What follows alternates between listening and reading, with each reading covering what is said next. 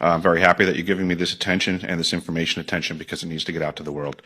I will start, since we have to be brief. I have already given all pertinent information and supporting documentation to the Senate Intelligence Committee and ARROW. They informed me that all of my information will be recorded for public record and shared with Congress. It is that important. In 2010, I was selected to go down to the South Pole Station in Antarctica for an entire year by Raytheon Polar Services as an employee of a third-party contractor for the National Science Foundation. I function in a dual-role capacity as a tradesman and a firefighter. My responsibilities required me to be more informed than most of my crew and offered me complete access to the facilities. What I learned from this unique experience needs to be shared with the entire world. The technology at the South Pole Station certainly can do what it is presented as its primary purposes, and unfortunately, much more.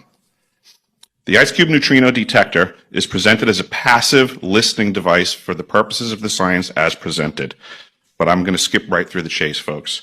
I have provided documentation that proves that the 5,160, what they call DOMs, that are embedded in the ice can actually transmit at 2,047 volts each. That gives us a long list of things to consider. It is effectively a multifaceted directed energy weapons platform that I will list rapidly a few things that it can do. Vehicle detection. We're learning that these off-world craft, on-world craft, ours or other nations, are also emitting neutrinos. So this makes the South Pole Station effectively an air traffic control station for this new level of equipment that nobody's discussing. In addition to the ability to detect neutrinos and the exotic vehicles, I have provided documentation that shows that this is also a system for faster than light communications. In the past, Gary McKinnon has hacked NASA, found the off-world fleet, the list of captains, and it's apparent that if we have faster-than-light vehicles moving throughout the system, we're going to need faster-than-light communications. This is that facility. Unfortunately, I have other bad news. The season that I was there, 2010 to 2011, we converted from construction to operations and maintenance in both the elevated station and the detector array. Unfortunately, when they first fired it up, that was when we had the earthquakes in Christchurch, New Zealand. There was 2 incidental shots before they were able to target it correctly. This is an earthquake generating device as well. This is the weapons of war that we have to deal with now and what Raytheon's hiding.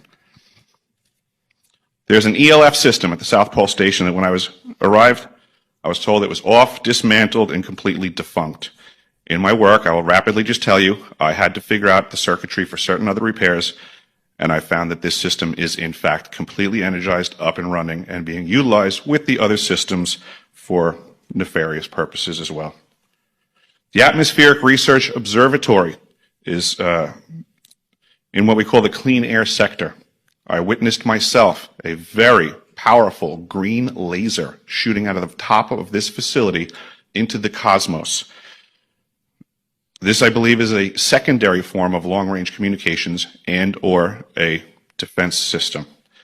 I am not saying that we need to be scared of anything that's out there, but please understand the military-industrial complex is happy to invest all of your money in alleviating their fears. A question of power comes into play for all of these facilities that are present. I assure you, I knew what was going on, I knew the load demands of the facility, and all of these new items exceed the demand for the systems that I was presented.